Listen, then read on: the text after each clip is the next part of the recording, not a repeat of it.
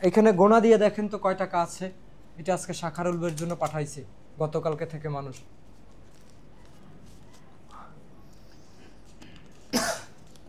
2 3 4 5 6 7 8 9 10 11 12 13 14 15 16 17 18 19 20 21 22 23 24 25 26 27 28 29 30 31 32 33 34 35 36 37 38 39 40 41 42 43 44 45 46 47 48 49 50 51 52 53 54 55 56 57 58 59 60 61 62 63 64 65 66 67 68 69 70 71 72 73 74 75 76 77 78 80 81 82 83 84 85 86 87 88 89 90 91 92 93 94 95 96 97 98 99 100 এখন এই 50,000 টাকা 50,000 টাকা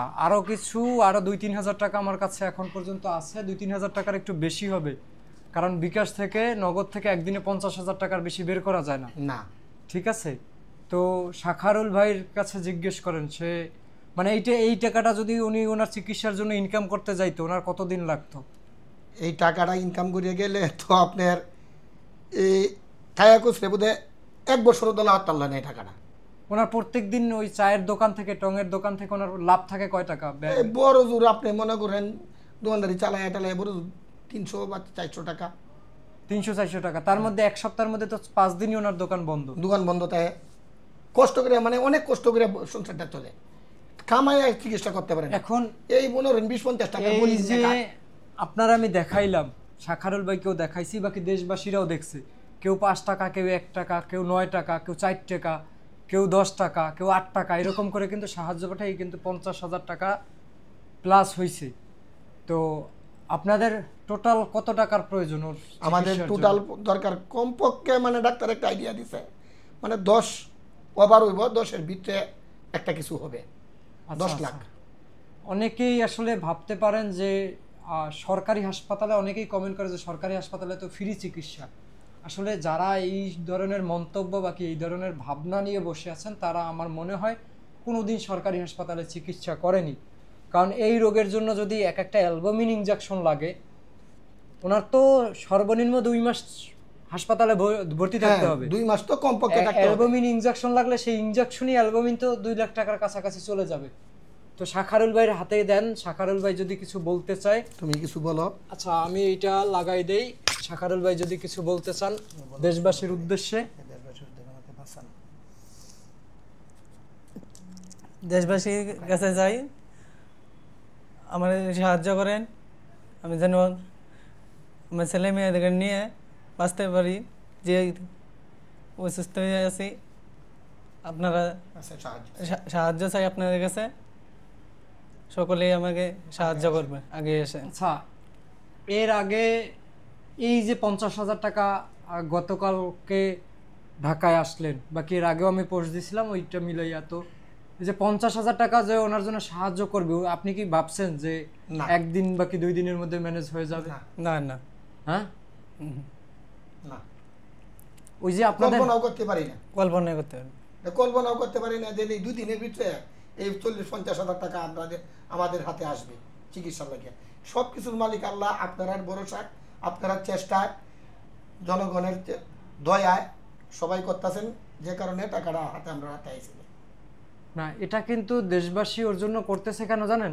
ও যে ওর মা বাবার দিকে একেবারে নিখুঁতভাবে মানে 1% খাত কোথায় রাখে না ওর মা বাবার সেবার জন্য, পর্যাপ্ত পরিমাণ সেবা। ঠিক আছে, এখন আমি মনে করি যে দেশবাসী এই ওর ঘটনাটা বাকি ওর যে বাবা মার প্রতি ভালোবাসাটা যখন জানবে তখন কিন্তু আরো এগিয়ে আসবে। তো শাখারুল ভাই, আপনি মানে যারা দান করছে আপনার জন্য, জি, তাদের জন্য দোয়া করবেন। দোয়া করি, সারা জীবন ভরা দোয়া থাকবে আমাদের। ঠিক আছে, আমার মামার তো ভাই, ও যদি ভালো হয়, যারা 1 টাকাও দিতেছে তাদের প্রতি আজীবন ভরা দোয়া করে দেব। অত করবে, আমরাও করব। আমার তো মামার তো ভাই, আপন মামার তো ভাই, সবার শুরু, ও খুব আদরিয়া, যে কারণে আমার সবকিছু ভালো হতেই আইছি। আর নেত্রকোনার যারা স্বেচ্ছাসেবকরা আছেন, যারা ওর জন্য আগে পরে চেষ্টা করছেন সবাইকে বলবো যে আপনাদের কাছে অনুরোধ আমাদের যে আপনাদের এলাকার সন্তান, দেখেন আমার বাড়ি সেই পিরোজপুর থেকে নেত্রকোনা 500-600 কিলোমিটার হবে। তো সেই জায়গায় আমি যদি একটা উদ্যোগ নিতে পারি, আপনারা আগে পরে নিয়েছেন এটাও আমি জানি, তো সবাই মিলে যদি একত্রে কিছু করা যায় এই মানুষটার অতি দ্রুত চিকিৎসার ব্যবস্থা করা সম্ভব। এবং দেশবাসীর সকলের কাছে অনুরোধ যে সকলে আপনারা এগিয়ে আসুন।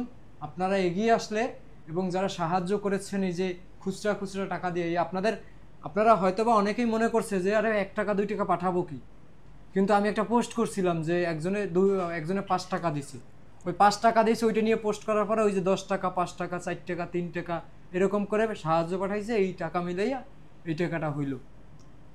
তবে একজন ভাই সে 20,400 টাকা দিছে, একজন ভাই দিছে, ওনারা 2 জনে যুক্ত হইয়া, বুঝছেন, 2 জন বাকি 3 জন এরকম বিদেশ থাকে, তো ওনারা 2-3 জন মিলাইয়া 20,400 টাকা দিছে, আর একজন ভাই দিছে 5,100 টাকা।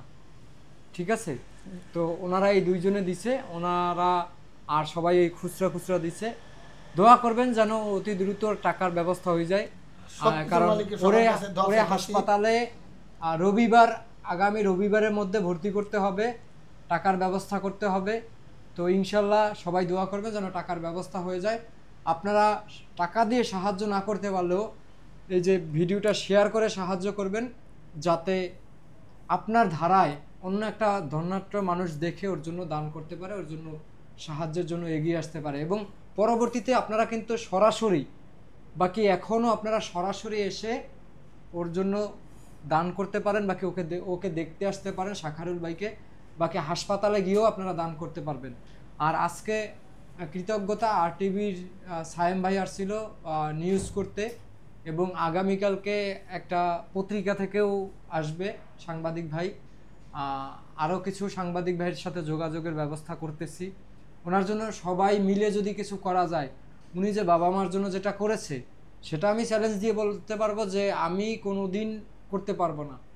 ওনার বাড়িতে যে আমার কিন্তু একটা বিষয় আসলে উপলব্ধি হয়েছে, আপনারা বিশ্বাস করবেন না, আপনার এলাকার ওই যে রাকিব নামের একটা ছেলে আছে, ওর সাথে আমার 10-11 বছর ধরে সম্পর্ক, বন্ধু বান্ধবের মতো। তোর সাথে আমি বলছি যে ভাই আমি এর আগেও কিন্তু 44 জন মানুষের এরকম বিরল রোগের মানুষের চিকিৎসা কমপ্লিট করছি। 2 জন বাচ্চা মারা গেছে, তারা সেটা আল্লাহ পাকের ইচ্ছা নিয়ে গেছে, তাদের হায়াত ছিল না, কিন্তু তাদের পরিবারকে অনেক স্বাবলম্বী করে দিয়ে গেছে। তাদের পরিবার মানে একেবারে নিচ থেকে এখন অনেক ভালো আছে। তো যাই হোক,